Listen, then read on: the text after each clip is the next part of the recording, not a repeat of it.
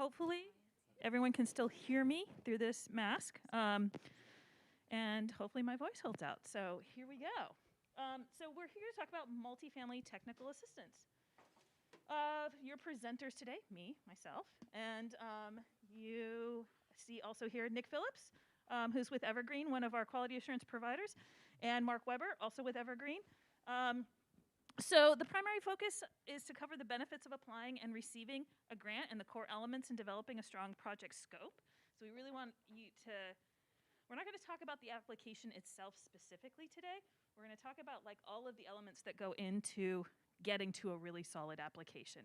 So we want you to come out of this really understanding what PCEF is about, what PCEF goals, and I'm having a hard time breathing, you folks.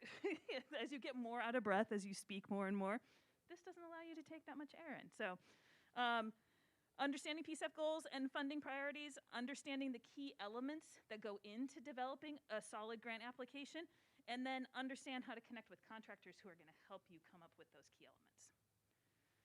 A couple of resources to be aware of, and we will make sure that you get these slides afterwards, so you don't have to try to write that URL down right now. But that is our community grants resource page. That's where the grant application, and you know what, folks, I legit can't breathe, so I'm just gonna stay away from you. I'm gonna stay back here, but I'm gonna have to take my mask off. So that will be where you will go to find the application when it goes live, which is currently planned for March 20th. We have some upcoming webinars where we'll get really, once the application is released, where we'll go into the actual application and help you figure out how to fill out the energy efficiency specific forms. And those are scheduled right now for April 15th. And there will be more details on how to register for those coming. And that will be right in the middle. So once the application is released on March 20th, it'll be open for 60 days. And so we try to schedule this session for right in the middle so that you'll actually be into the application and you'll have context and come to us with questions about how to do some of these things.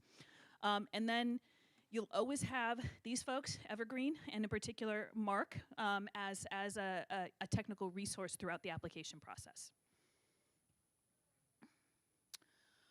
Okay, so goals and considerations for your clean energy project. As you know, climate change has a disproportionate impact on our most vulnerable community members. PCEF prioritizes projects which help frontline communities and neighborhoods, including people living with disabilities, communities of color, and people with low income. And so we are looking for projects that not only register high on the greenhouse gas savings scale, but also create great social and racial benefit. When designing your project, consider improvements in to increase comfort and health and save residents money on utilities. So it's about bringing, a lot of times in multifamily projects, we'll see projects that we have a lot of questions about how is this creating direct benefits for the tenants. A great example is putting renewables on buildings. A lot of times it can be really challenging to get that renewable benefit directly to the tenants and to the tenant utility bills, and it's generally benefiting the common load of that building. And so that doesn't register as high on the social and racial benefit scale. So something to think about how are we doing a project that's creating direct tenant benefits. Introduce long-term thinking when working with contractors. So one thing that we also see is that folks don't anticipate inflation and escalation and changes over the course of their project, and so they haven't planned for that in their budget. So we want you to think about those things when you're coming in and asking us for money and planning your budget, that you're thinking about, oh, this is a 2-year project. Next year, things are going to be more expensive, and this is by about this percentage, and so we have figured that into our budget. Okay, building a successful application. The most important thing is to remember, what is PCEF about? PCEF is about being justice-driven, community-powered, and accountable. And the ways in which you can address each of those elements in your application will really make for a strong application. What we mean by justice-driven is just that piece. You're creating social and racial justice benefits with the project that you're doing. Community-powered, we love to see and hear that you have worked directly with community and you are delivering to community what they have asked for. And then accountability. We love to see in a project how you're going to demonstrate accountability for the funding, how you're going to ensure that the outcomes that you believe are going to come are going to come from your project through different mechanisms and measurements that you're going to put into the project. Oh, I didn't know there was animation on this slide. That's cute. Okay. Include a planning phase in your budget. So we do have planning grants available. They are, there aren't that many of them in each round that are available. You can't do implementation and planning, but you can do planning and implementation. So consider applying for an implementation grant where you build a planning phase into your grant. And then if you need to get an energy audit done, you can do that within like the first 6 months of your project and then move right into implementation from that. Identify and coordinate with all parties necessary for the project early. This is sometimes easier said than done. Ideally, you are partnered with a contractor by the time you come and make an application to us. Not all contractors, you know, they have a fear of, and a legitimate fear of doing a lot of work for free. That they do a lot of scoping for you that doesn't end up turning into a paycheck for them. So it's a tricky needle to thread in terms of getting that support early before you have the funding. Partner with contractors and solidify proposed measures along with expected costs. And that's the really important piece I think that a contractor can bring, is helping you estimate the costs so that you are coming to us and asking us for the money that you actually need to do the project. We do a lot of modifying of scopes and budgets after grants have already been approved because there isn't a lot of this information provided up front. We're going to try to put some things in place in this next grant round that will make that a little bit different, and we were going to try to provide you some advanced support, and Mark and Nick are going to talk about that a little bit later. Aim for projects that can be completed in, oh, I thought I changed that to 18-ish months. We're looking for a time frame of around 2 years. We have previously had our grant terms extend for 5 years. And so we've had a lot of folks come in and say, oh, sure, we're gonna do a project. We're gonna start in 3 years, but we want a grant right now.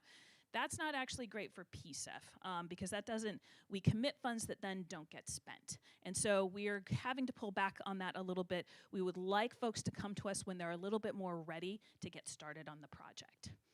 Prioritize upgrades based on highest need. So this is, again, where the Evergreen folks and a contractor are going to be able to look at the existing building that you have and say, oh, this is the thing you really need to do first. And you're going to hear, like, Mark Weber is going to say over and over and over again, do your weatherization first. Because if you don't, then you haven't properly sized your mechanicals to the actual need of the building. So weatherization first, then heating and cooling upgrades, and then additional clean energy measures such as windows, solar, and EV charging are the things to consider at the end. Any questions? I know I've been talking really fast. Yes.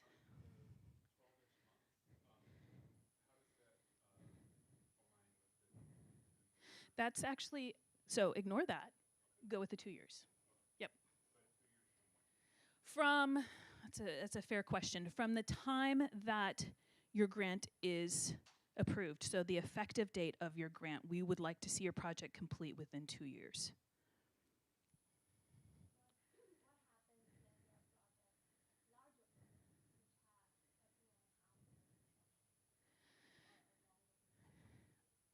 I think we can work with that. We will have options to extend. The thing that we don't want is we don't want to commit funding to projects that aren't ready to start promptly. So if you, we're definitely, if you have a 2.5-year construction window, that's okay. But like I said, the scenario we want to avoid is, great, we got the funding, we're not starting this project for 2 years.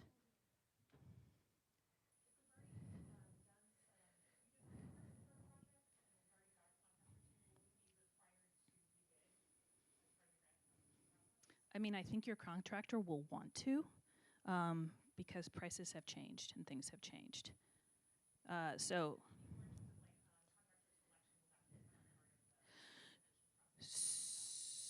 that's a great question. You can come to the table with contractors, or you can come to the table with a contractor recruitment plan. Either way, PCEF has very specific workforce and contractor diversity goals. So we want to see that you've made an effort to meet those goals. And so either you have done that before you came and before the application, or you've done that once you're awarded. Yes. So, and again, let's blow it out to 2 years actually. But yes, it would ideally. If you need that planning time, then we're talking about 6 months of planning and then 18 months of project implementation is what we would like to see happen. But we just want to see projects that and entities that have the capacity to move forward now with their project. Wendy? Yes. So I thought questions were coming at the end. If these questions are being asked, we want to. Oh, that's right. Sorry. Man, I am so not following the rules, y'all. All right, no more questions, sorry. Until the end. Pricing considerations. These are the things that folks miss. You need to, we are not gonna be able to advise you on whether or not your project is a prevailing wage required project. You need to find that out from BOLI, but if it is, you have to either pay the prevailing wage or the PCEF minimum wage. This is one thing that is unique to PCEF for every single project. Any worker getting a paycheck from PCEF dollars, they need to be making 180% of area minimum wage, which is Portland area minimum wage. So and in some cases, with prevailing wage projects, it's whichever is higher. If the prevailing wage is higher, that's the one that you pay. If the PCEF minimum wage is higher, that's what you pay. I'm not taking questions. Okay. Contingency and escalation. We talked about this one a little bit already, but stuff happens in projects. Things change. Things don't go as planned. And so there are normal amounts of contingency to anticipate in the budget of your project. And then escalation, that's over time, prices increase, and you need to anticipate that's gonna happen over the 2 years of your project. Costs associated with mentorship, apprenticeship, working with new and emerging businesses, these are all part of our workforce and contractor equity goals, and we wanna see these elements in projects. They're not free, so be sure that you are budgeting appropriately for them. Occupant needs during construction. So one thing that might be necessary is tenant relocation. Or if the tenants don't want to relocate, figuring out a plan about how you're gonna be able to work around tenants in their spaces. I'll give an example of a project that we funded where there were 4 different buildings and all of the tenants did not want to relocate, and instead they opted to all move in to 3 buildings, and then the contractor said, okay, we'll work on 1 building at a time. This created a longer timeline for the project, and it was more expensive for the contractor, but it facilitated what that tenant population really wanted and felt like they needed. Identify other sources of funding to create the entire project picture. So we sometimes get applications where it's not totally clear what PCEF is paying for. There might be, we are often a piece of funding in a larger project. So the amount of clarity that you can give us around, here's a larger project, here is the PCEF part, here, and just be as direct and clear as you can of this is what we want PCEF to pay for. Okay, this is your slide. Yeah, this is contact PCEF. So this is where I'm gonna transition to the Evergreen folks who are gonna talk about the, kind of get more on the technical side.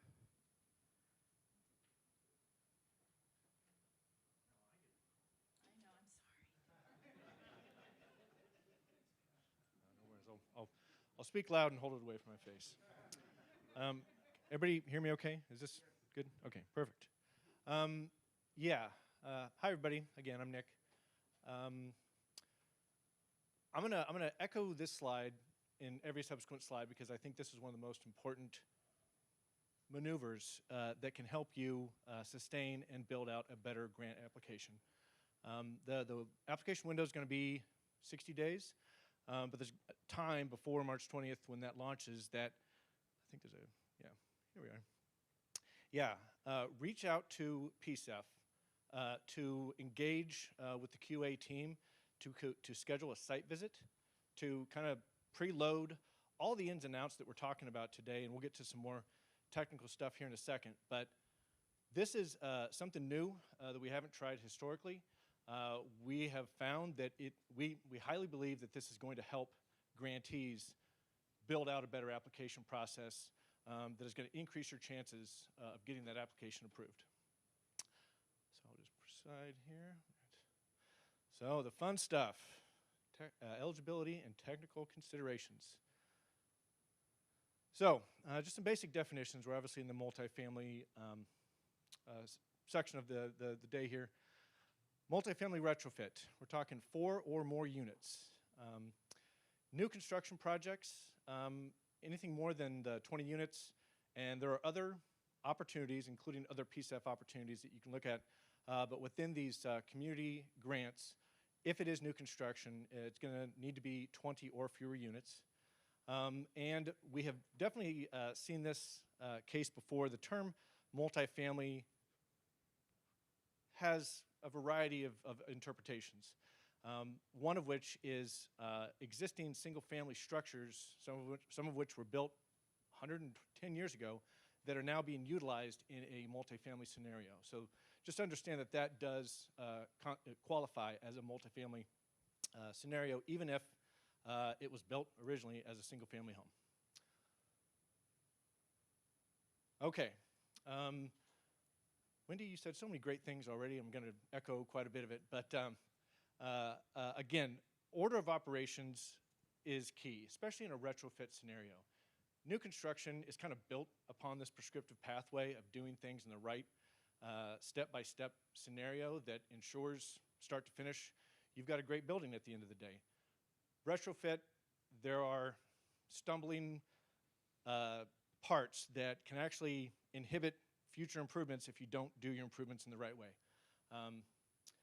Obviously, PCEF, this is all about electrification. So as you're looking at opportunities to improve these buildings, do not start looking at gas upgrade opportunities here. We're trying to decouple that gas connection. That doesn't necessarily mean that every single gas appliance in that building needs to be upgraded as part of your project. There are reasons why they should, and I'll get into that in a second. A lot of that has to do with health and safety.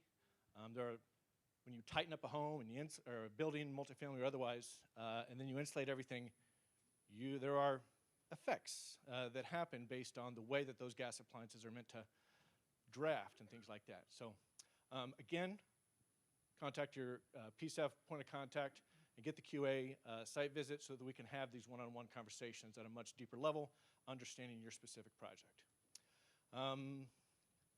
Again, don't increase utility bills. Fuel switching, there's a lot of confusion and, dare I say, misinformation out there about what electrification is going to do.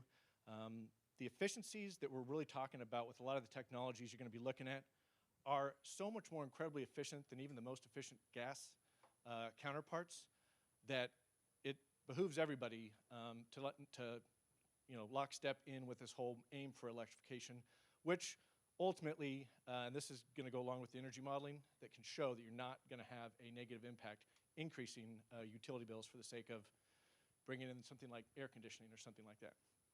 You see that down there at the bottom.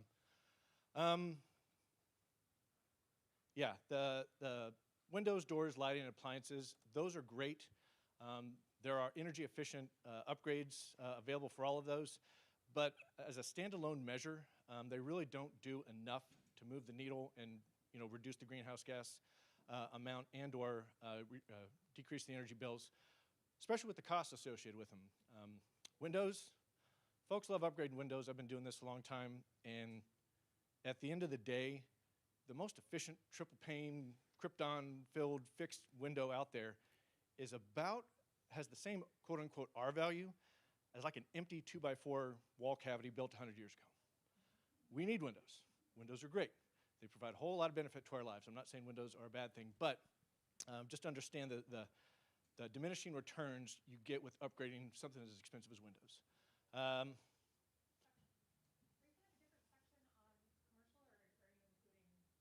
This whole section first is only multifamily. The session right after this is commercial.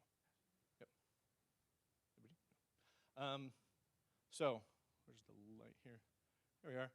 U value. U value is just the inverse of R value. You don't need to remember that now. There's no quiz at the end of this. Higher R value is good. Lower U value is good. And there's just a quick, simple explanation there. This is the minimum requirement for windows. They can't be standalone measures, but if you're going to include them, make sure you communicate this to your contractor. They should be able to speak all of this fancy jargon. And just understand that it has to be that number or lower to receive PCEF funding. And this is, I don't want to confuse this too much. Heat pumps, we've all heard this term. I hope so. If not, you're going to hear it quite a bit through the rest of your project here. That's one of the best opportunities we have in terms of improving comfort, establishing a better allowance of resilience, reducing energy bills and stuff like that. A heat pump is simply an air conditioner that works in both directions, where it can cool the inside or cool the outside. So if you're cooling the outside, heating the inside, cooling the outside, heating the inside, you're already pursuing this. So don't necessarily think that if you're upgrading to something called a heat pump, that you're not going to get the benefits of cooling as well. It's one of the most loved benefits of heat pumps is when you make that upgrade and you do electrify, oh, I get cooling too? Novel concept.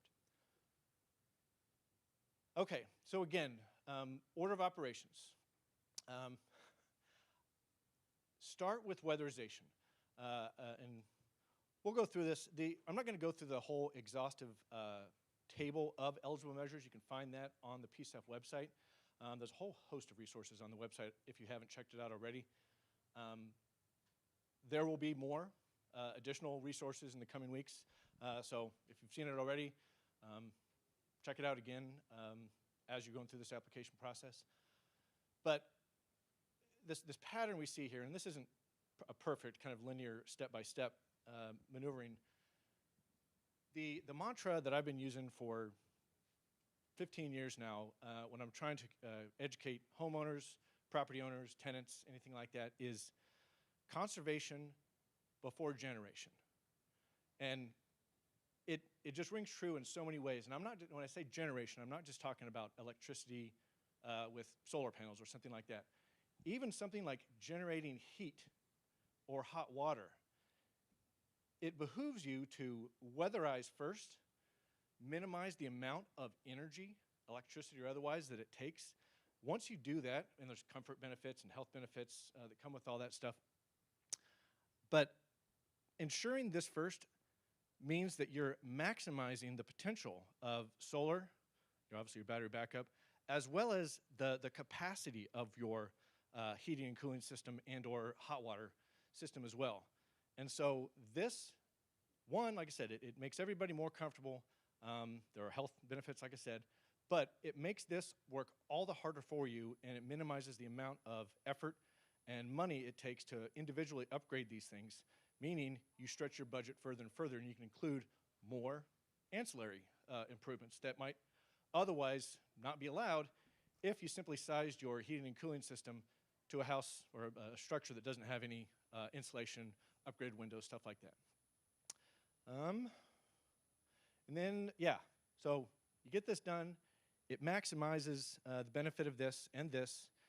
These, like we talked about, should be coupled with one of these other upgrades in really order to even be eligible. Plus, it just makes more sense. Lighting and appliances, make sure they're Energy Star. It's a great opportunity to electrify, induction stoves, stuff like that, better refrigerators. And then once this is all in place, like I said, you've minimized the capacity, stretched your budget to include more of this. You've already tackled this, so that solar system, maybe on a standard scenario, you've got enough real estate on the roof and enough sunshine hitting on the right time of year that you can offset 75% of your annual load. But if you do this first, that same size solar system, now all of a sudden, because you're consuming less annually, you've just jumped an extra 10%. And you're offsetting 85% instead of 75%, as long as you do this in the right order of operations. I keep dropping this away from my face. I want to make sure you guys can hear me. Okay. we get this question a lot. What kind of contractors will I need? That, again, I can't echo this enough. Reach out, schedule that site visit, and we can help kind of build the scenario of who you should really be talking to based on what is found to be the most appropriate measures included with your project. Starting with weatherization, beating that drum as much as I can. You see the general contractor quite often down here. It depends on, at the grantee level, what capacity you have and if you want to be your own general contractor. It's an option, but it takes time and effort and a lot of juggling of your specialty subcontractors or not. So this is a pretty popular scenario to kind of start to reach out with a GC that may have some in-house services that we're talking about today, weatherization, maybe mechanical. Typically, once they've made that jump to a GC, unless they're a really big firm, they'll probably be subcontracting a lot of that other stuff out. And this can be determined during that consult with us on the front end. Mechanical upgrades, again, a lot of these are going to be specialty. You hear heating, plumbing, electrical kind of combined. There's a lot of contractors out there that can do all three of those in-house. They take special licenses and permits and stuff like that. But that's probably not going to be the big general contractor. This one here, we talked about this a little bit ago, just maximizing your weatherization so you can minimize the sizing. That's just another $2 word for the capacity of your heating and cooling system. I can't stress this one enough. Commissioning. That's a long conversation to really have, but it really comes down to fine-tuning and optimizing the operation of that heat pump to make sure that it's hitting the metrics that the brochure bragged about. This almost never happens in a perfect scenario. That's why we're stressing this so much. So find a contractor that understands this so that you can ensure, again, that the benefits that you read about during the sales pitch are getting felt in the operational day-to-day lifetime of that equipment once it's installed. You typically, I've seen this before, again, you've got some larger contractors that have plumbing as well as mechanical in-house. Not always, and so more often you'll see that general contractor sub out to a heating and cooling specialist and then also a plumbing contractor. What we're really talking about, again, heat pump water heaters. This is a growing technology. It's an absolutely fantastic way. Next to heating and cooling, this is one of I'd say the second biggest piece of the pie for energy consumption, both in multifamily and single family. They have their limitations. Again, that's where the contractor can really determine if it's a good fit. There are different models, different scenarios, and they can walk you through all of that stuff. Windows, storm windows, again, that's probably going to be a specialty contractor, but I'd say even at the general contractor level, if they've got in-house carpenters, handy folks and stuff like that, that can oftentimes be done in-house, but not always. Lighting, again, you're probably talking with an electrical contractor. A lot of this stuff goes hand in hand, not always, but again, if you're doing anything more than like just switching out individual bulbs and taking out incandescents or halogens or anything like that and upgrading to LEDs, which is where everybody's going these days, if you're actually having to switch out the infrastructure, ballasts, things like that, it's going to take more than just a handy person, switching out light bulbs and stuff like that. It's going to take an electrician. Similar, you get a lot of solar contractors around. They do quite a bit of electrical upgrades as well. I mean, solar's all the connections, everything, connecting panels and stuff like that. It all comes down to just the basic electricity. EV charging, you're not going to see that, and I guess there's another simultaneous transportation decarbonization session happening outside of that. But we oftentimes see, especially in multifamily, where the EV charging can be included to help offset the greenhouse gases associated with transportation in and out of your property. And again, that's going to be, it could be both an overall electrical contractor that does solar, a solar contractor that has grown into incorporating more of the day-to-day kind of ins and outs of electrical upgrades that don't necessarily are not tied to solar itself. Cute. Awesome. This is a short list of resources for you at the grantee level to reach out to. The workforce development is a huge component of this, and these organizations have done a fantastic job setting themselves in the right place to help aid in kind of navigating that contractor pool. This will obviously help ensure that the overall PCEF goals for a diverse, underserved workforce component is getting built out.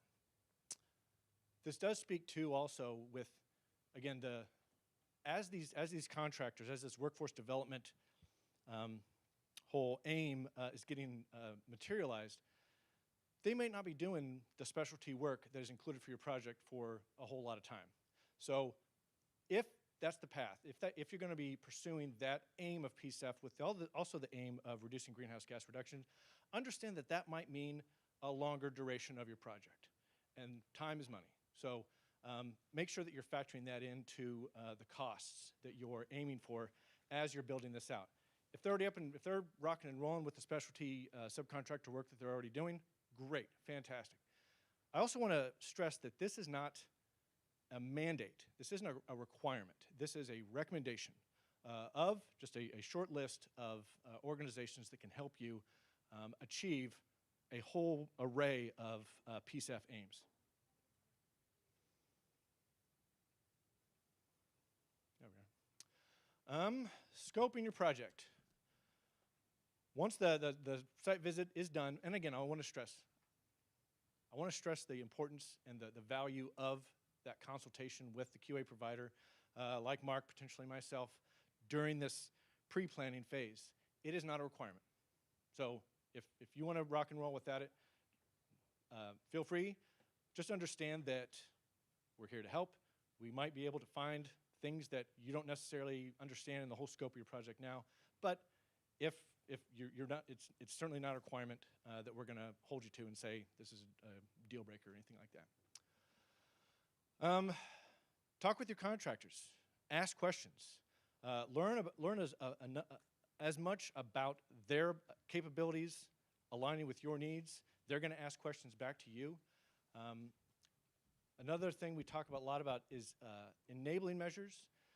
There's a 30% allowance of your grant application that can go to life, health, and safety upgrades. Not all life, health, and safety upgrades look similar to each other, but there are what we call enabling measures that can help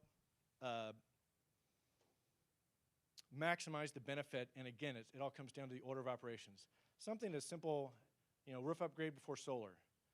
I had this conversation thousands of times with so many customers. If your roof didn't have 15 years left assessed by a licensed roofer, probably a good opportunity to upgrade that roof before you install the solar, because it takes time and money and lost sunshine during that replacement. So order of operations to make sure that all works appropriately.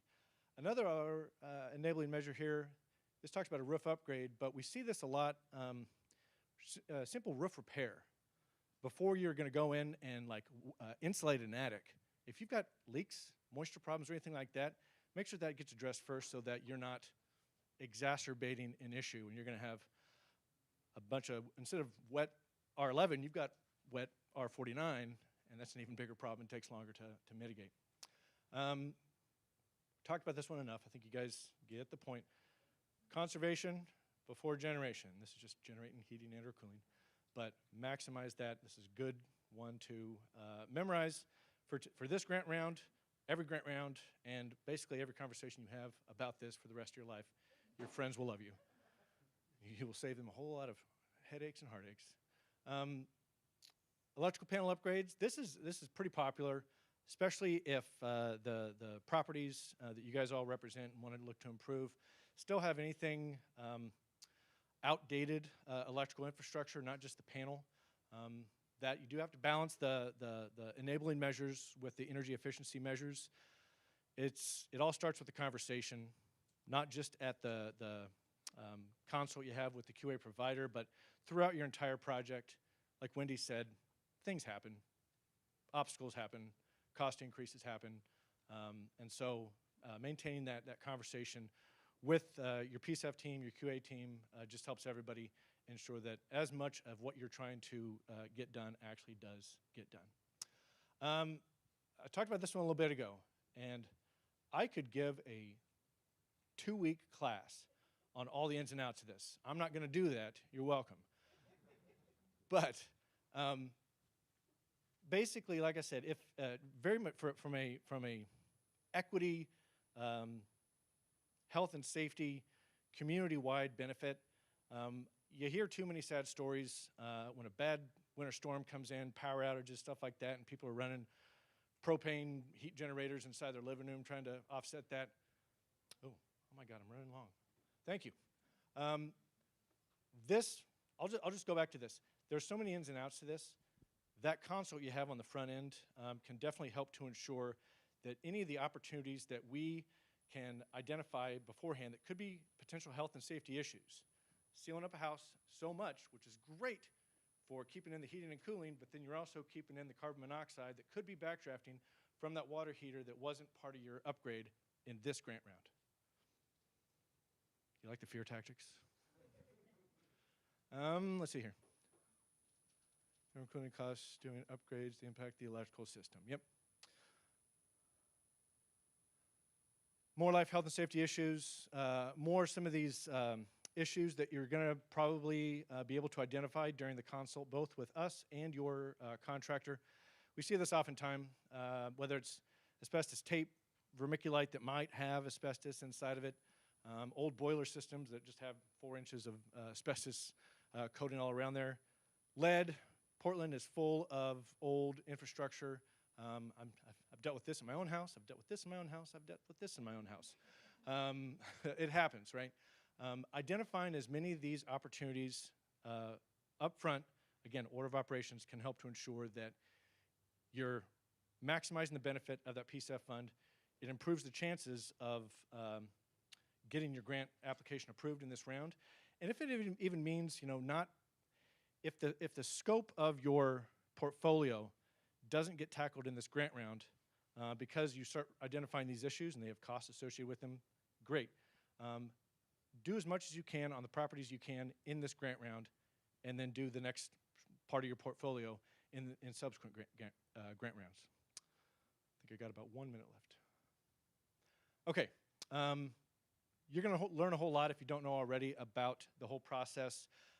Before, once this application window starts, once you're in the pre-planning and then possibly even the planning and then subsequently the implementation part of this, there's a whole lot of requirements, the workforce reporting, the wage requirements and stuff like that. Some of these terms, if you don't understand them already, what is energy modeling? What's a product submittal? What are heating and cooling calcs? A lot of people don't know what a balance point analysis is. I don't either. I'm just kidding. Photos, and then of course there are other documents for supporting proposed measures, especially if it's not on that table of eligible measures. That's where the conversation involves, and that's where we ask for more supporting materials to make sure it's a good fit for this part of the project. And I think there, did it. Did I make it? Awesome. So. You are allowed to ask questions now. Can you speak directly to the mic? Yeah. I got a couple questions. The first one is for the contractor supporting documentation on that last slide. Say that, sorry, let me formulate my question. Say that we apply for a planning funding as a secondary part of the funding to the implementation funding of a grant. Things like energy modeling, balance point analysis, that kind of stuff.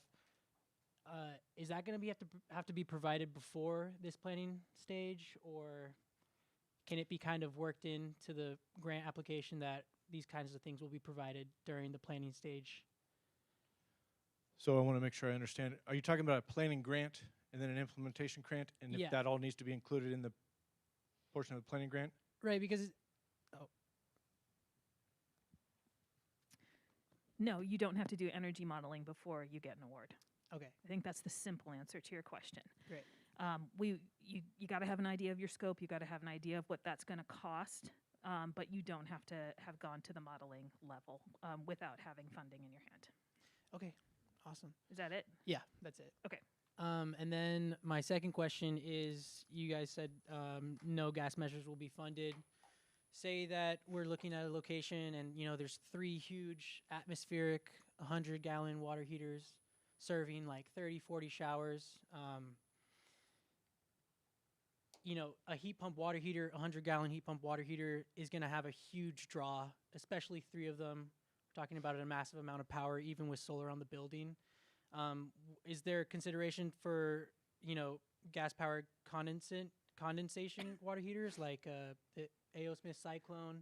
You know, That really is- efficient. Yeah, it's a deep question, Mhm. and we definitely want to talk to you probably about that. But that's also a very like unique circumstance. So maybe let's talk about that after if that Okay. works for you. Yeah. Yeah.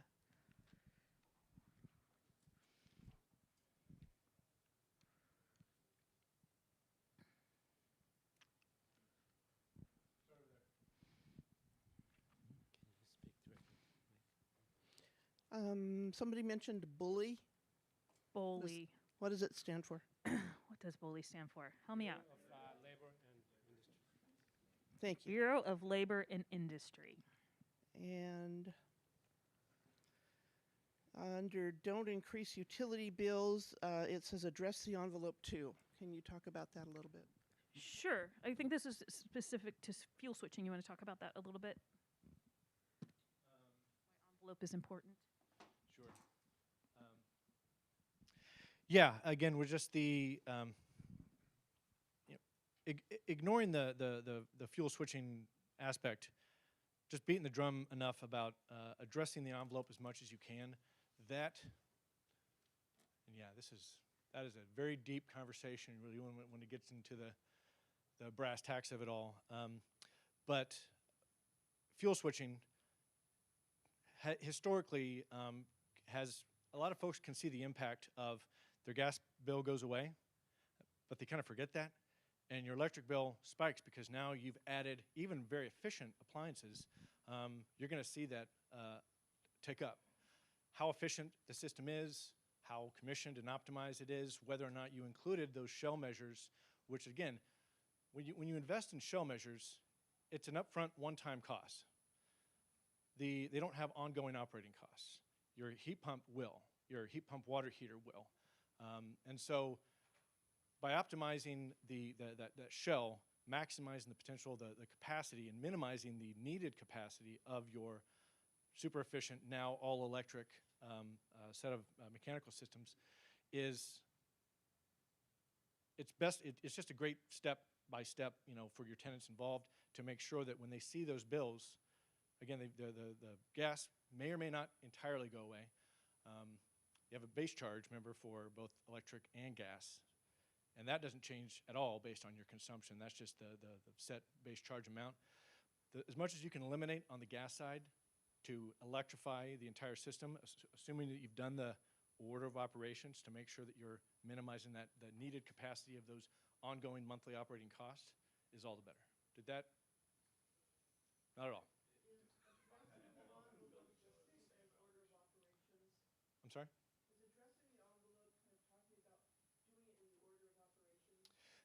Yeah, maybe I just exactly. The building envelope is, again, I'm trying not to get to like chapter 9 in my head of like, oh, this is great. Okay, this is your pressure boundary. This is your air. No, I'm kidding. That basically, yeah, it's the shell. It's the envelope. It's your exterior walls. If it's on slab, maybe you have a crawl space or anything below, and then your attic spaces, assuming you do have an attic space. It's that exterior coat that includes both. I use the terms the windbreaker. That's your air barrier, and then you also have your fleece or your thermal, right? So that's your insulation. You want those working together. That's addressing the envelope. Wall insulation if you don't have it, attic insulation if you don't have it. multiple different types of attic insulation and different scenarios based on your architecture. And then if you've got an underfloor, you've got opportunities to insulate that as well. Air sealing along with insulating. It's not just the existing pressure boundary that you have that was built 60 years ago. There are ways to improve that. That Board of Operations goes in before you then insulate, because if you insulate, you have to rip it all out to get to that hole in your underfloor that might be allowing air to pass through a big 14-inch fiberglass bat in your crawl space. A little bit of spray foam first goes a long way to making that work all the harder for you. Better now? Okay, thank you. Yes. So this application is for 4 to 20 units, above 4, below 20, The 20 and below is only for the new construction. for new construction. Yeah, if you've got existing more than 4 units, up to 100 units. And if we have more than 20 new construction, would we have to stay for the commercial part of this presentation? Correct me if I'm wrong, but I think that would move, if it's still a multifamily scenario, I don't think that you're talking about a commercial. I think that the community grants limits out. And there are other strategic program initiatives, SP1? SP1, for new construction projects that are more than 20 units. You jump outside of this bucket of community grants and you get into the climate investment plan with the strategic programs. Okay. Okay, and then the last one is when we say multifamily, we mean rental, right? And not anything to do with home ownership. It's owner occupied as well.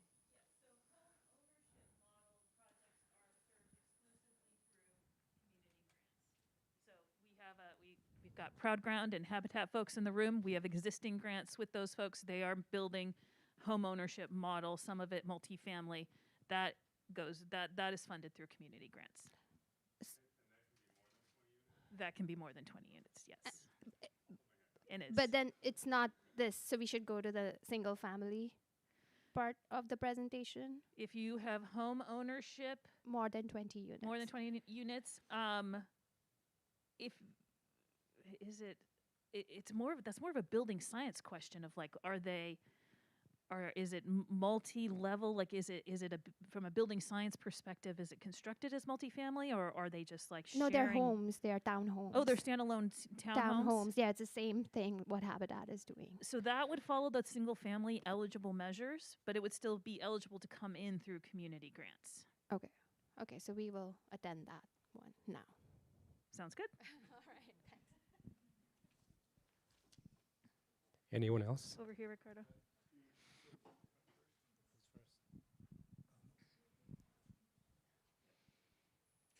Can you speak directly? Okay, hi. Curious on like energy modeling and how the PCEF funding sort of interacts with other incentives that are out there, like Energy Trust of Oregon. I'm trying to figure out who do we call up first, and how do we kind of proceed to, I don't know if there's like overlap. You don't want to double dip, kind of.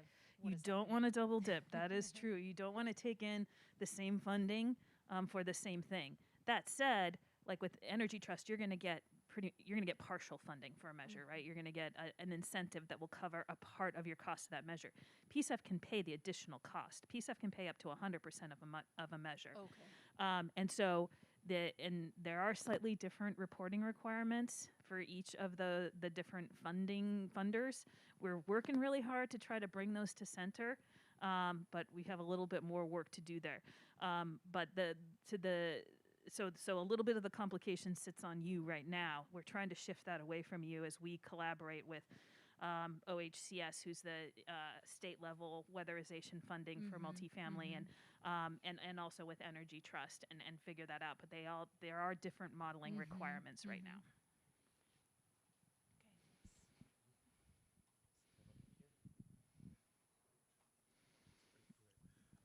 So these all have to be within the Portland.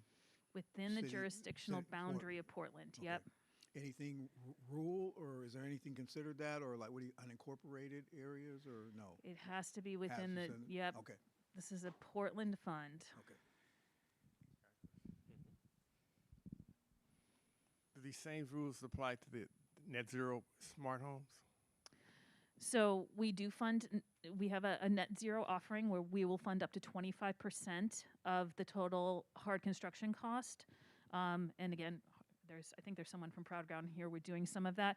It also, like what that looks like depends on, are they single family Proud Ground, or net zero, or are you doing multifamily net zero, in terms of figuring out how we break down those costs. One last question. All right. Yeah.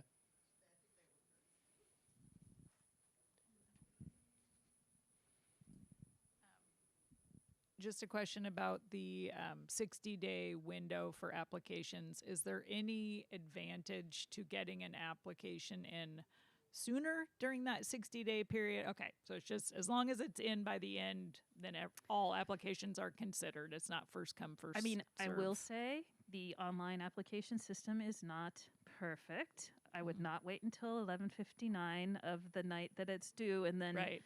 be very upset if there's technical issues. But yes, there are no like advantages to applying 30 days in advance. Was there one more? One last one?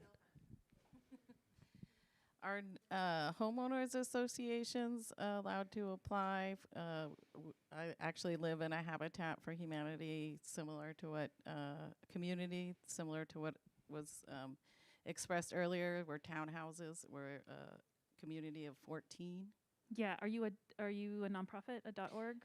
Well, I just looked up our homeowners associations, nonprofits. Apparently, they are. They are.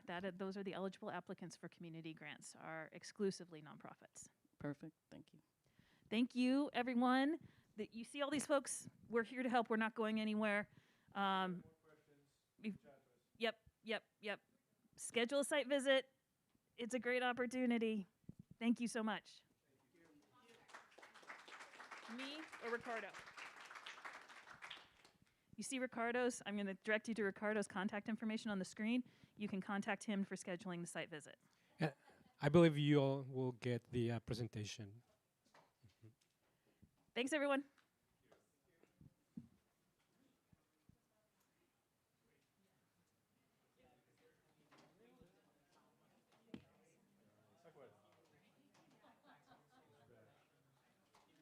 It's okay. I'm doing my. That's why I can't just like. Also helps with the sharper's leg. If I have to stand, like I go to a concert, which I almost never go to. That was great. Yeah. I do that too. I'll just like get this one leg has to bear all the weight. And this one just hangs out. And that after a while, then my back. You know what I noticed at the end?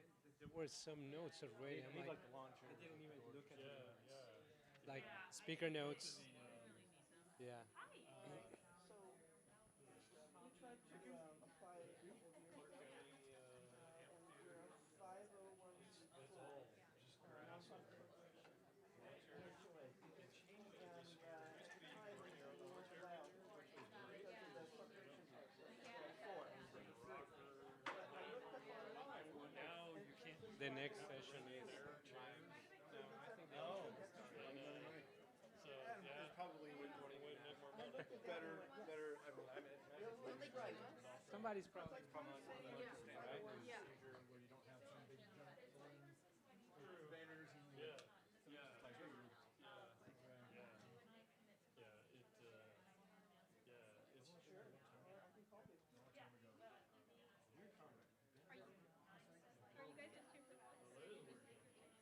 And they actually jammed like last few songs together.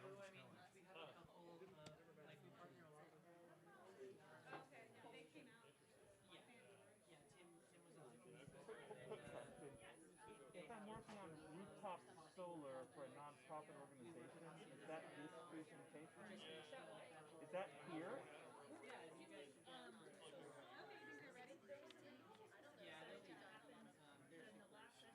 Yeah, I was there. Nobody's talked about rooftop solar for nonprofits. That was only like single family, and then they said, "Oh, come over to this room for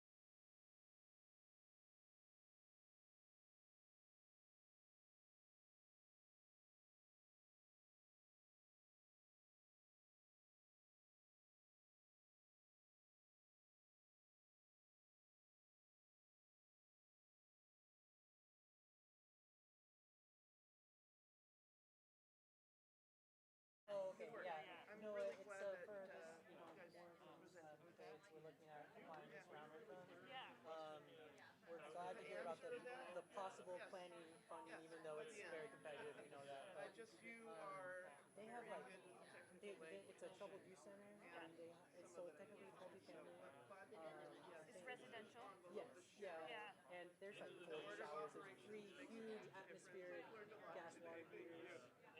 Is this like the 40 showers atmospheric water heaters? Like, what do we do about that? I think the money's there for PCEF, commercial heat pump water system, and you just have a series of them in line. Yeah, I don't know if there's enough space on site. I mean, maybe we should do a site visit and talk about it. But like the point is the A.O. Smith cyclone, like the really efficient gas water heaters, that wouldn't be possible under PCEF, right? Like not at all. Really. Not, Okay. not unless electrification is like impossible. Well, yeah, I think if we did 3 big 100-gallon heat pump water heaters, the draw is just so much. So what's the building? The building. What are we talking? Do you have a specific case in mind? Yeah. Yeah. So is this like a 5-story, 72 unit? It's like there's like 3 wings to the building. It's single story. There's like 40 units. It's a troubled use center. Residential treatment. Residential treatment center. They all shower around the same time, so heat pump water heaters, not a lot of. Almarna. Yeah, I was going to say that what I've seen a lot of is they're using the storage. They're just using storage tanks. So really highly insulated storage tanks is like energy storage. So while the heat pump couldn't possibly keep up with all of the hot water needs from showering all at once, it can develop that over the day or within 24 hours, and then they just have the storage is able to be the backup for all the extra usage. So instead of increasing your heat pump to something that's got a worst case scenario, we got to have 17 heat pumps in order to do all this. We can do it with one because we have a huge storage ability to do that. I've seen that in a couple of projects now where they're doing that. Sometimes it's because they're doing it with solar, and solar isn't capable of providing all that power all at once for hot water, so they're doing big tanks. If you got like a research system,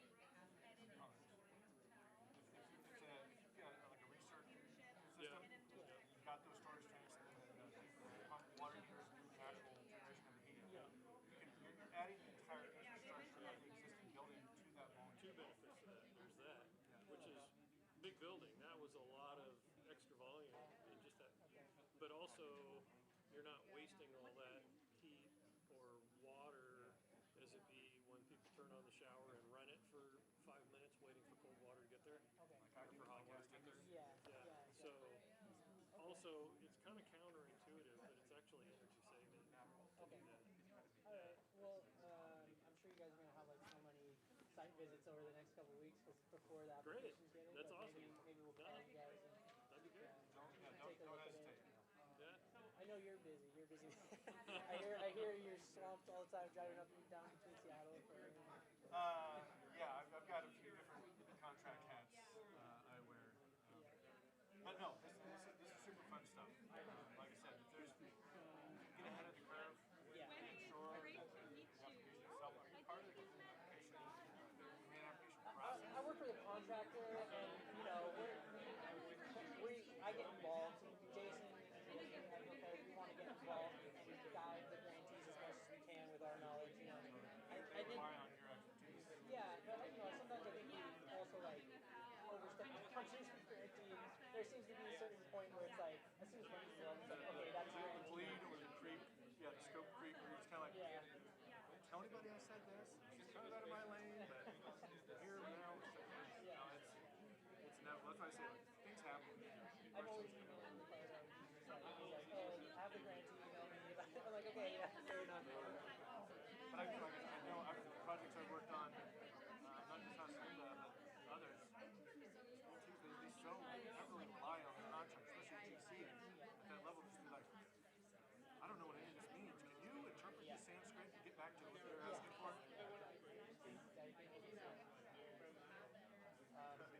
Yeah, that Morrison Kids project is good because I mean the roof insulation is like they did a core test and it's way more than it needs to be. I think it 40 because it's just like piled on top of each other. I wonder about Attic insulation subsequent layers?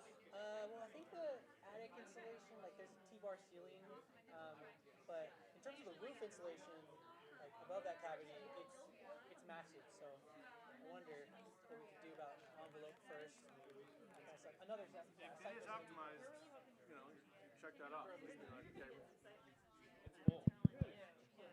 Hello, hello. Can we get your attention, everyone? We are about to start.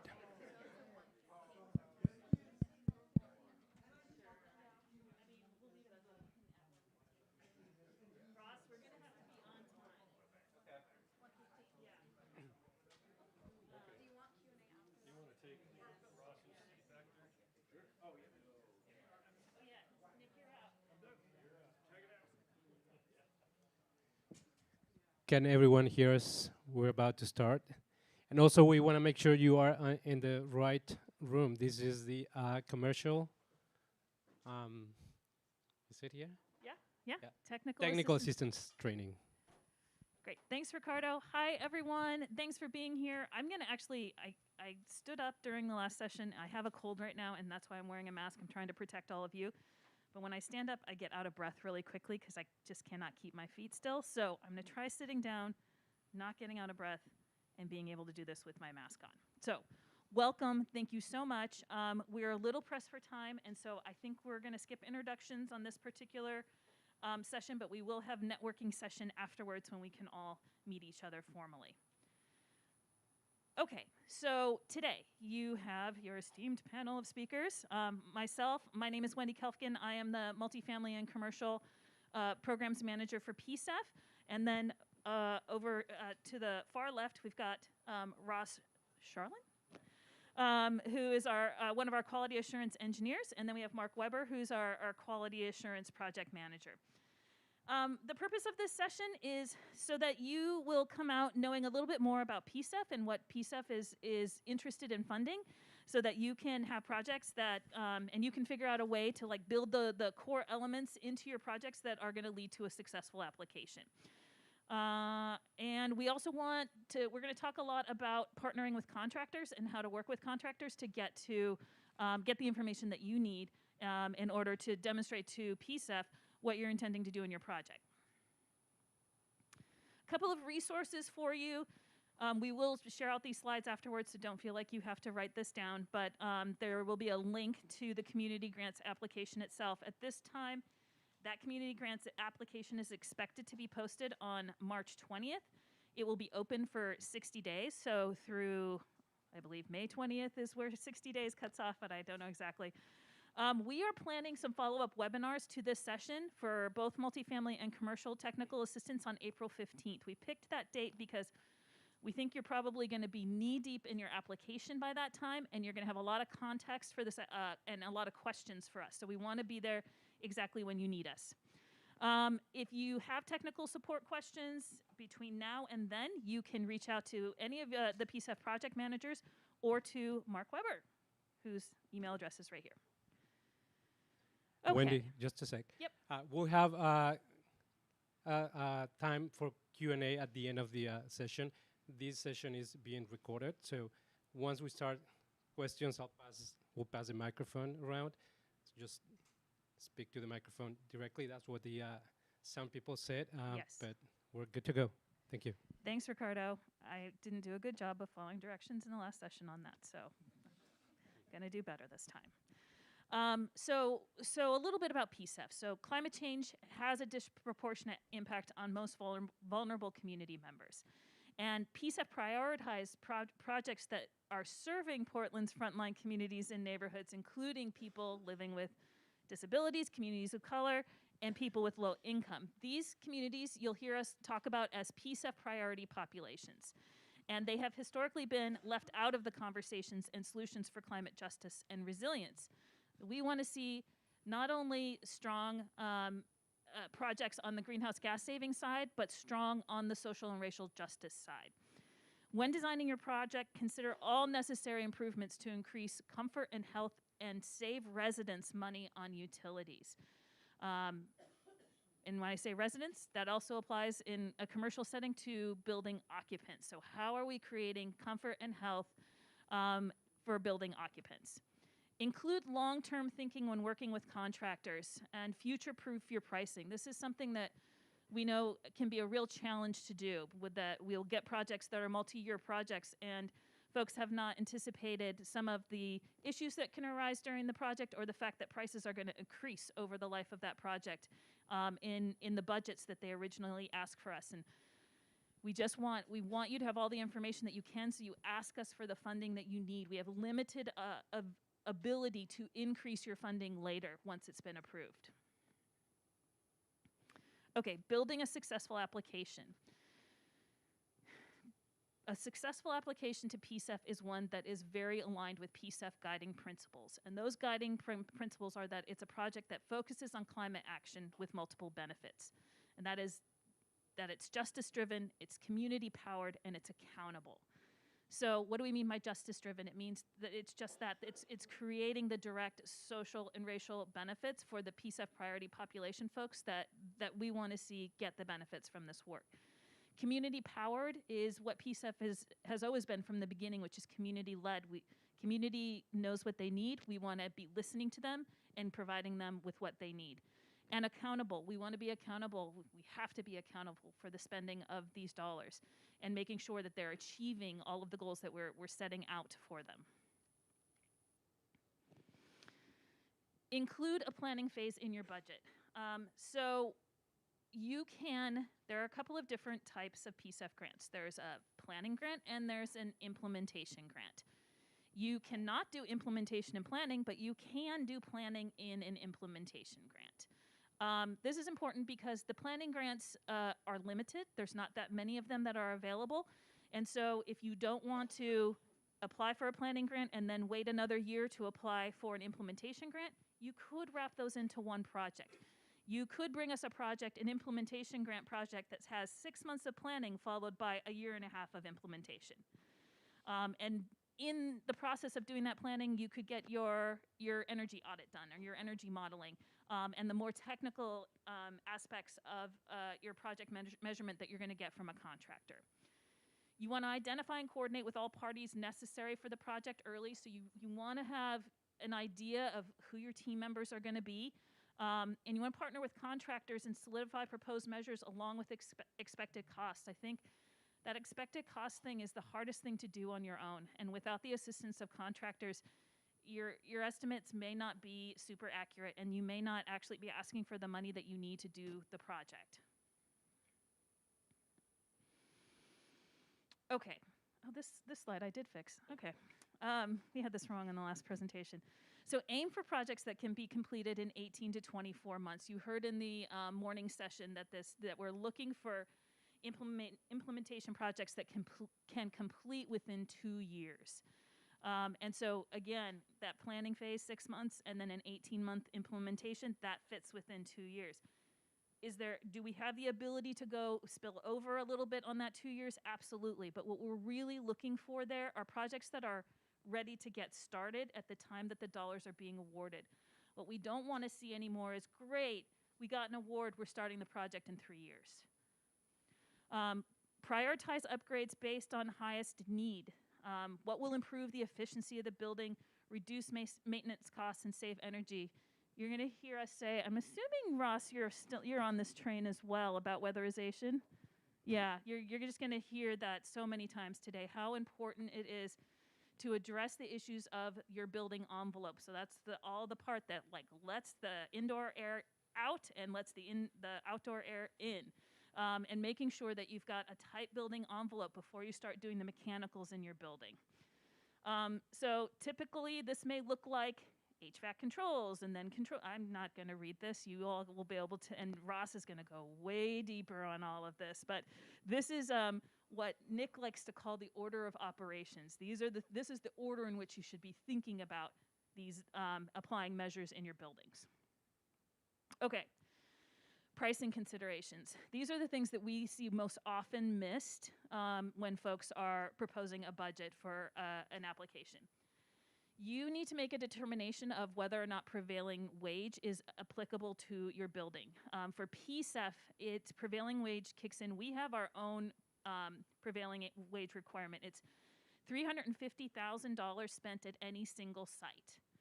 So I'm guessing most of your projects are going to have prevailing wage requirements. And so that means that any worker working and receiving a PCEF paycheck on that project, they either are going to need to be paid prevailing wage or the PCEF minimum wage, whichever is higher. And there are some trades for which there is not a prevailing wage. That's when the PCEF minimum wage kicks in. That stuff's a little bit complicated. Feel free to reach out to any of us at PCEF to talk you through that component as you're working on your budget. Talked a little bit about contingency and escalation. Things happen in the course of projects. You can bet on it. You can promise that the project's not going to go exactly as you expect it to go. So be sure that you're building in a certain percentage of contingency into your budget, and that you're anticipating future year escalation, that future year, what costs are right now are going to increase by a certain percentage in the subsequent years of your project. Think about the costs associated with mentorships, apprenticeships, and working with new and emerging businesses to support PCEF diverse contracting goals. So we have very specific workforce and contractor equity goals for every single project, and they aren't free. And so we really want you to think about, okay, what is it going to cost if I'm going to bring mentors and I'm going to provide mentorship or workforce development as a part of my project. Think about occupant needs during construction. You might need to relocate the occupants of the building. How much is that going to cost? Or you might need to find ways to work around them, which is going to create complications for your contractor. How much is that going to cost? All things that we will fund, but you got to let us know about them ahead of time. Identify other sources of funding to create the entire project picture. We often get applications where it's kind of unclear. We might be a small part of a larger capital project, and it's not totally clear which part is PCEF. And so what we really need that clarity of, like, this is what we want PCEF to pay for. This is the other part. This is the whole project. It's great to have a holistic view. And here are other funding sources. You will get extra points on your application if you can point to other leveraged funds that you have in your project. But the most important part is that clarity around, this is what we want PCEF to pay for, this is what other funders are paying for. And then I will hand it to Mark. All right, so this is my claim to fame to the entire presentation that we're doing here is this one slide. We think it's pretty important. A lot of projects in the past we've found could benefit from having an extra set of eyes and somebody to answer questions at the very beginning of the project.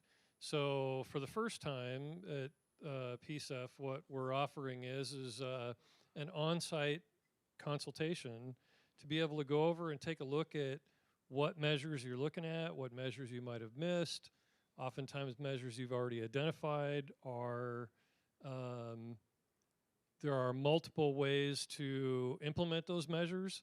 And sometimes thinking outside the box will give us a better result than what we would typically come up with. So it's good to look at those things from a different perspective, just to make sure that your project is well designed and will transition smoothly throughout the whole project. So what I would highly encourage you to do is contact PCEF, and you can schedule a consultation on site. Likely will be me or someone else from Evergreen that will come and take a look at your site and see what we can do for you. So from here, we're going to go to Ross and much more technical stuff. Thank you. Hi, I'm Ross. I work for Energy 350, and I've been helping for the last couple of months build out a measure list, a commercial a commercial measure list for the program.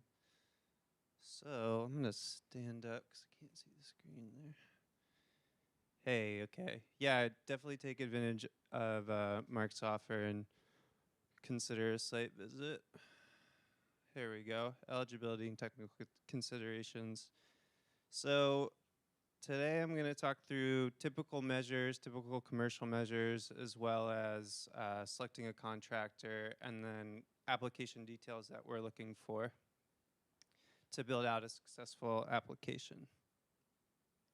So first and foremost, what's considered commercial? We think about it in terms of space type or what was the building originally designed for. So I've got a laundry list of typical commercial spaces, office buildings, education, warehouses, community centers, churches. And you know, there's going to be some gray area. I think of some like single family homes that have been renovated for commercial use, like office buildings, or we'll still consider them. We don't want to turn anyone away. Okay, so there's kind of two pathways that we've designed for commercial measures. The first one is prescriptive, and before I go any further, I want to say that we want to consider all measures, but we've come up with a list of prescriptive measures that's pretty much like a reference guide. It's an approved list that PCEF has gone through that's has simple and standalone measures. So if you're looking through this prescriptive measure list that I think will be released soon, yes, very soon, yeah. If you're looking through this list and you're like, oh man, I don't see any of the ideas that I had for my scope, it's okay, we can still look at it as a custom measure, but we wanted to provide an approved list of measures for easy reference. So I've pulled some of the measures out of this list just to give you an idea of what we're looking at. This would be HVAC equipment upgrades, ducted or ductless heat pumps, high efficiency rooftop units, smart thermostats, lighting, heat pump water heaters, weatherization like envelope upgrades, solar generation with battery backup, electric vehicle battery chargers, our variable frequency drives, VFDs for smaller fans or pumps. This is not everything on there, but just some highlights. Excuse me. Okay, cool. And before I go any further, PCEF wants to focus on electric savings measures. Sorry, I might be getting a cold now. We want to focus on electric savings measures and get away from gas-only savings measures. Additionally, looking at decarbonizing, so switching from gas to electric. But yeah, so say you're looking at the prescriptive measure list that's yet to be soon to be released, and you don't see what you're thinking about doing. We can still look at measures as a custom measure. So this is kind of like a grab bag. Custom measures are usually complex. They could contain multiple items. One thing that comes to mind is, say you want to replace your HVAC equipment and upgrade your control system. We can look at that as a holistic custom measure and quantify the interactive effects of the systems. QA engineers like myself, Mark, can support with energy analysis. And yeah, I kind of already talked about it. Custom measures could be like a controls upgrade, HVAC system conversions, large equipment replacements like replacing chillers or boilers, or VFD retrofits on larger fans or pumps.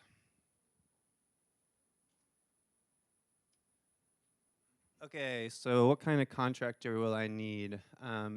I could go through and just read this, but basically the gist of it is it's helpful to have a general contractor that can help select subcontractors on your behalf. It can be kind of time intensive to try and do all of this on your own. That being said, for specialty type work, you want to have the contractor that's specialized in that work. So for a control upgrade, you want to make sure you're hiring a contractor that specializes in control systems and high efficiency control systems in terms of like commissioning the systems. You don't want to install a high efficiency HVAC system and not think about how it's going to be controlled, because you won't capture all of the efficiency gains from the system. Yeah, and so in terms of selecting contractors, whoa, that was cool. PCEF really wants to support minority businesses and contractors, and we urge you to use these organizations to partner with them. So the Oregon Association of Minority Entrepreneurs, the National Association of Minority Contractors, Northwest Native Chamber, Latino Built, Professional Business Development Group. A lot of these organizations have websites with directories and resources where you can look up, use these directories and identify contractors that meet your specific needs.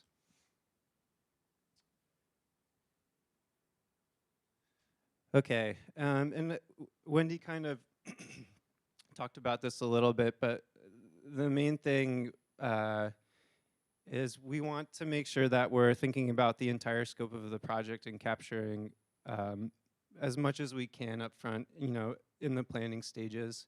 So when you're speaking with your contractor, you want to share preliminary site conditions. So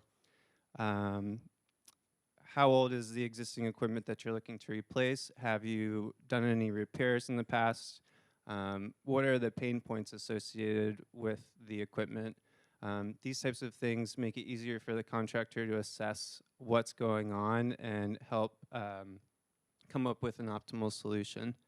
And then you also want to take into consideration enabling measures.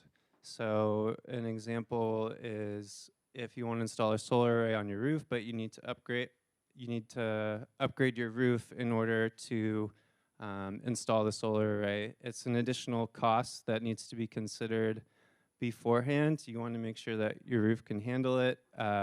There's no leaks, stuff like that. And additionally, especially as we're moving towards more decarbonization, you want to be aware of upgrading your electrical panels in order to handle the additional load of like new HVAC equipment, say it's a heat pump.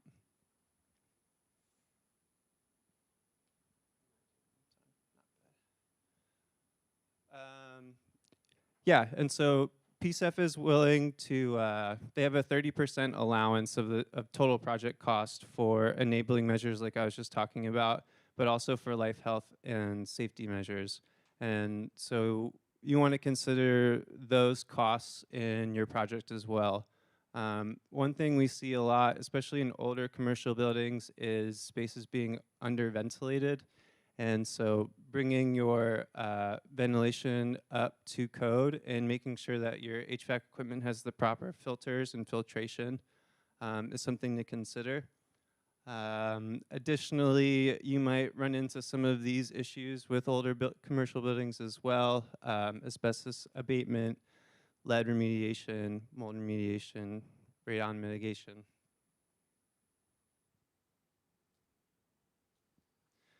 All right, this is the fun stuff for me as a QA engineer / nerd.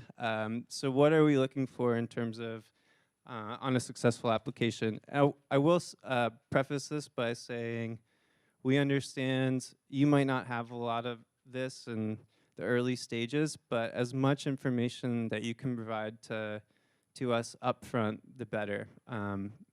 I like numbers. Numbers are really helpful. So if you have any numbers that you can provide to me, it helps me a lot. So in terms of, say, you want to replace your lighting, you want to go upgrade to LED, but in the application you just put upgrade to LED.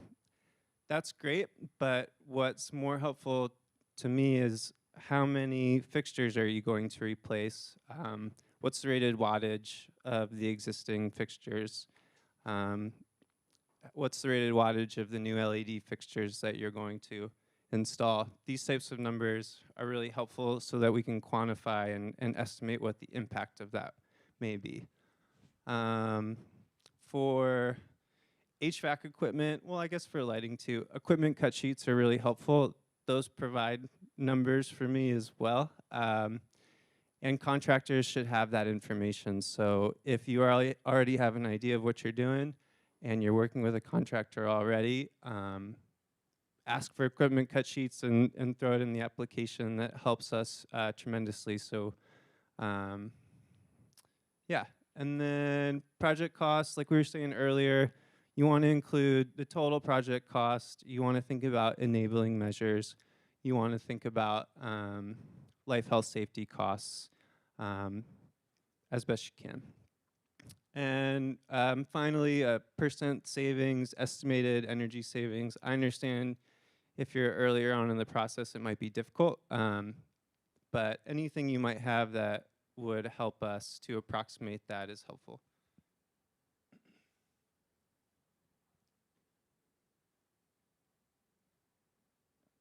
All right, this kind of goes along with the other slide, but these are items that we might ask for. Building information, square footage, how old's the building, what is it being used for, energy savings calculations, an energy auditor. These costs can be included in the planning phase, and they can help with these calculations. Utility billing data, so monthly bills for electric and gas are helpful for us, so that we can come up with like an annual energy use profile of the building. Yeah, energy modeling, savings calculations, kind of the same thing. Energy modeling is more like a full building energy model, looking at the building as a whole. Photos of equipment, of nameplates of equipment, of the buildings are helpful. Yeah, and then we just kind of have other there, but you get the gist. So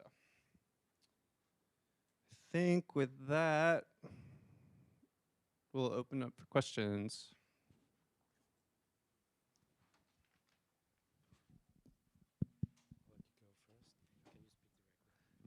Yeah, so you mentioned a lot about like upgrades and such. What about like when building and putting in new things, like choosing the energy efficient stuff over conventional?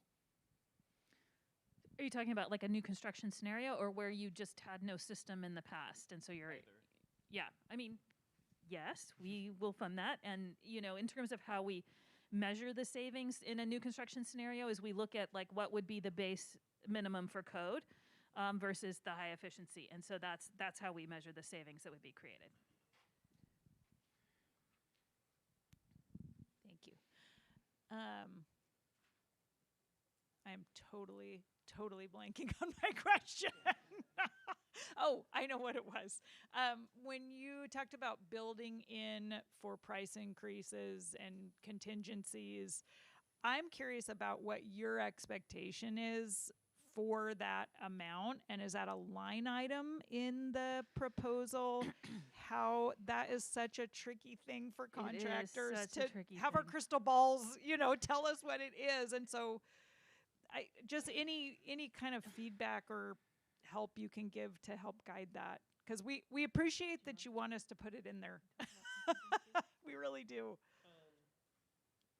Sure. I mean, you can kind of take a look at you know, historically how much have things gone up over the last few years, you know, on a year by year basis.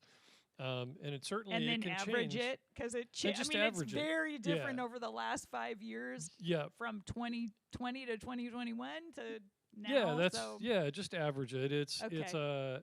It's an educated guess, really. At the end of the day, Okay. like you said, it's kind of crystal ball and what are we going to look at? Yeah. You can also look at a lot of equipment manufacturers, particularly now for HVAC, can tell you what the increases are going to be by the end of the year. Yeah, but not for the next 2 years. I mean, of course I know what's True. coming over the next few months, Yeah. but they can't tell me a year from now what Yeah, it's going to be. best guess. So, okay, that's Yeah. all I need to know is Yeah. if it's, because I worry, like, and is it something that's a line item that we put in that's for contingencies and? Yeah, we actually Okay. would like to see that because that Okay. gives us a better idea of like, wait, why is this individual measure so Right. like out of whack for what we know the current price for that to be? So Right. having a separate line item that this is the contingency that we're planning, and there are standard Okay. percentages that are common in commercial construction to apply. And so Yeah. I would say go with Okay, industry so just standards. follow that. Okay, Yes. perfect. Thank you.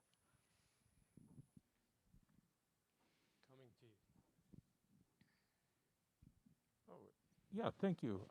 I was hoping to get some feedback on rooftop solar. Two questions. One is rooftop solar for nonprofits. So they own a building and they want to put solar on top and probably do an energy audit and work on the envelope. So this is the first question. What makes a competitive application? What rises to the top when nonprofits want to do their own rooftop solar on their own buildings?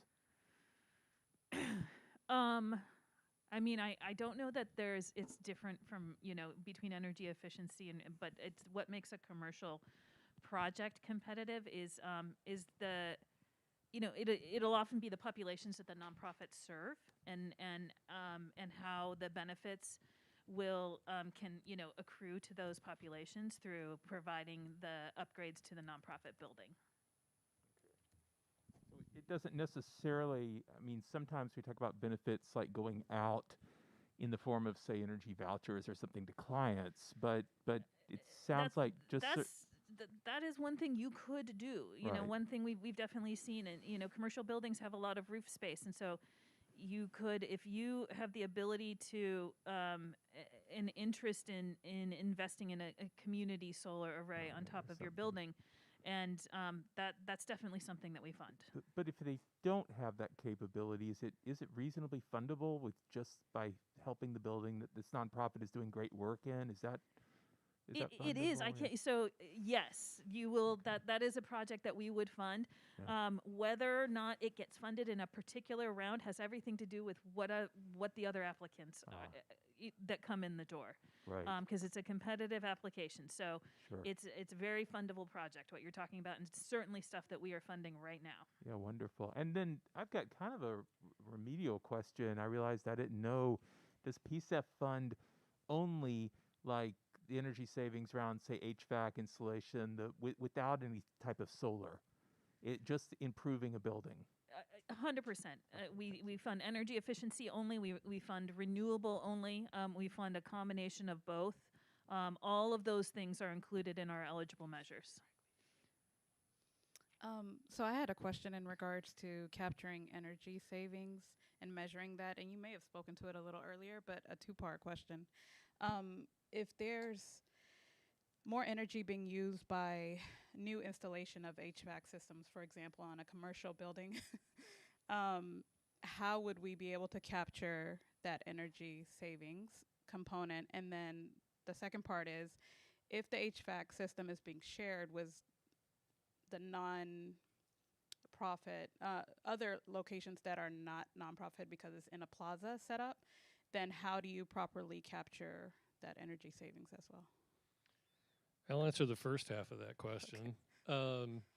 So typically you're going to, if you're replacing it with, let's say you're doing a gas furnace replacement with a heat pump, some example of kind of what you're talking about, where your electric costs are going to go up because you have the extra electric load on the system, would really be the difference between what is your greenhouse gas reductions between eliminating the gas furnace and putting in the electric unit, and then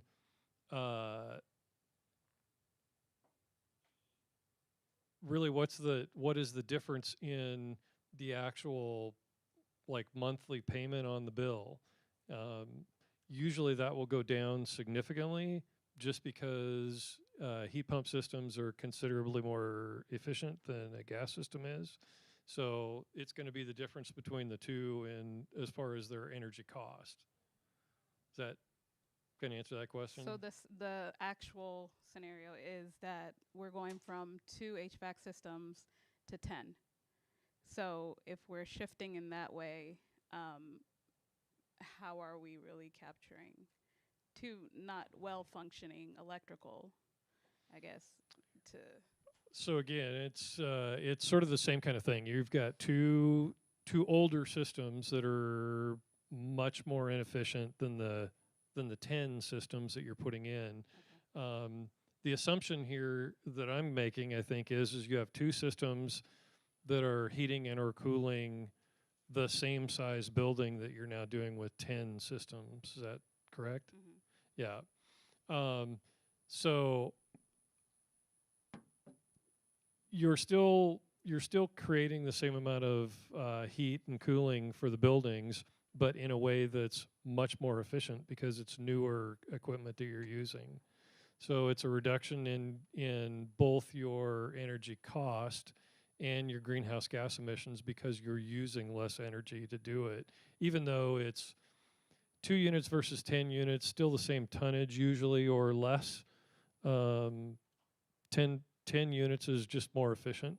I'm assuming this is designed by HVAC professional of some sort. Yeah, going to like a mini split. Yeah. Yeah, so there'll be a efficiency increase in going from a very old system that is still likely a heat pump to a new system that is a considerably more efficient heat pump. Does that make sense? Yes.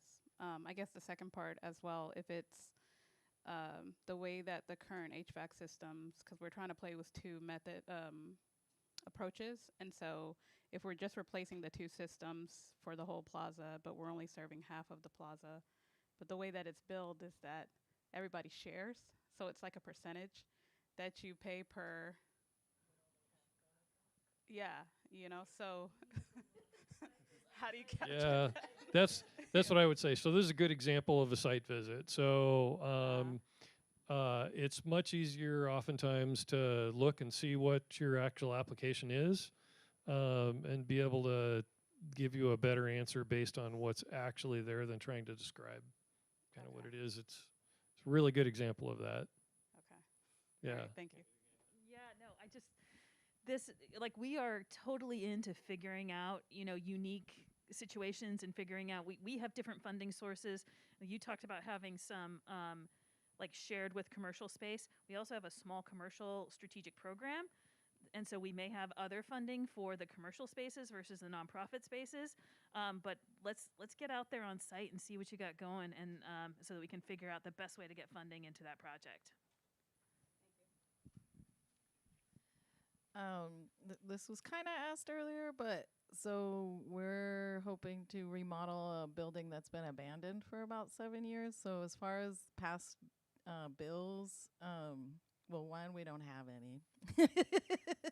But should we, for the application, should we be trying to find some kind of information to, like really, really past bills of past tenants or a comparable situation for what the cost would be? I want to be clear, and I want to caveat a little bit of what Ross put up, is those are nice to haves. They're not always there, and that is understandable that you may not have utility data as a component of your application, and I don't want people feeling like they can't fill out applications if they don't have that information. Tell us the story of what's going on with that building. Tell us that it's been abandoned for 7 years, and that if you can get someone in there to assess the systems that are in there right now, just so we know, kind of makes and models and the types of systems, we can do a measurement of the savings. I was going to say, we have a lot of broken old equipment. Fantastic.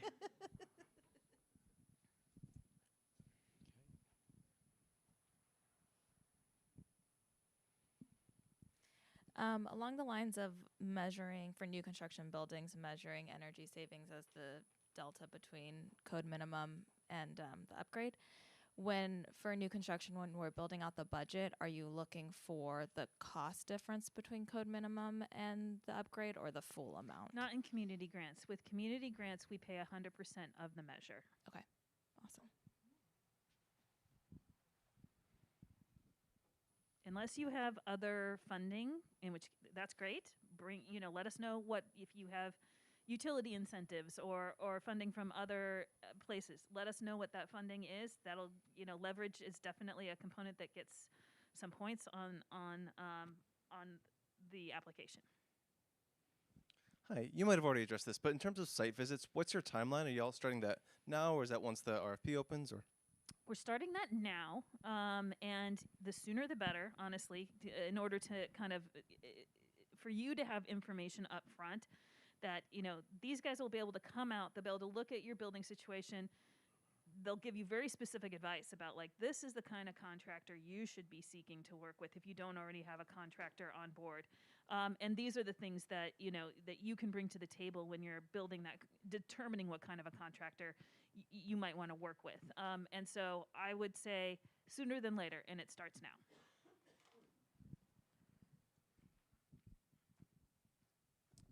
Really quick, I think I might have stepped out of the room for this, but for the multifamily projects, it seems like you guys really stressed the hierarchy of weatherization first, heating and cooling after, and then windows and solar after that. In terms of priorities for upgrades,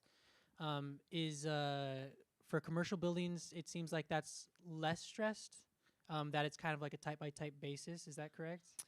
Yeah, I would say it's less stress, but it's still important to think about and consider weatherization, especially if you're going to gut the HVAC system. You want it properly sized. So if you seal the building and have it insulated, and then gut your HVAC, then the design of the HVAC system can be designed for that new heating and cooling load. But I also will say, like, the one kind of difference I see between multifamily and commercial is that, especially for larger HVAC systems, it's really important that you invest in a control system that efficiently controls your HVAC equipment. So if you install, a fancy, all the bells and whistles HVAC system, but you don't commission it properly, and you don't install a control system that's going to schedule the systems off when you don't, when it's not needed, or uses free cooling and fresh air, so you don't have to mechanically cool when it's, nice and breezy outside. These types of things are, I want to stress that that is seemingly not more important, but it's an important thing to consider in the commercial realm.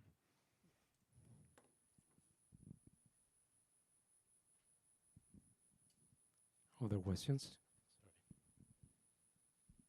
So how do we request a site visit? Like, what do we do? That'd be contact PCEF. Okay. That guy standing right next to you. Okay, thanks. We'll be sharing the presentation. Our emails are included. So yeah, just reach out.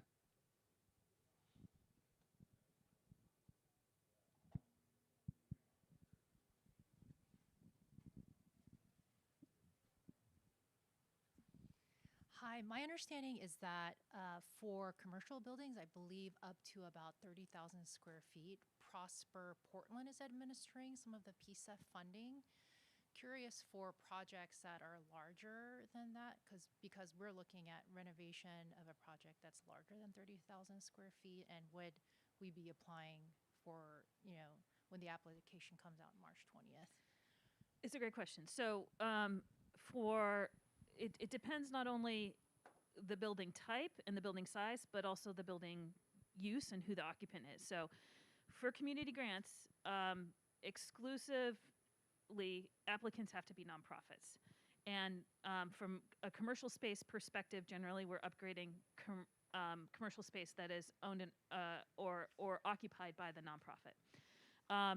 With the strategic program number 4 that you're referring to, that's being run by Prosper, that's actually our small commercial strategic program, and that is for commercial spaces that are actually 40,000 square feet or smaller, and that are owned and or occupied by small businesses. So they don't have to be nonprofits. So it's more, the size is less relevant than who is occupying the building. Question on, okay, I understand. Question on if it's larger than 40,000 square feet and it will be occupied by small businesses and potentially owned by not a nonprofit. We may not have a program for that yet. But it also depends, like if you have small businesses that are occupying individual spaces in a larger commercial space, we may be able to consider the spaces individually. Okay. With a qualifying occupant. What about if we were to phase it, like if it's a 2-floor development renovation and then half of it's 20,000 square feet and the other is, or no, 25,000 and then 25,000 if we. Yeah, curious let's on if talk we about can- that. Yeah. Let's talk about that. It's interesting.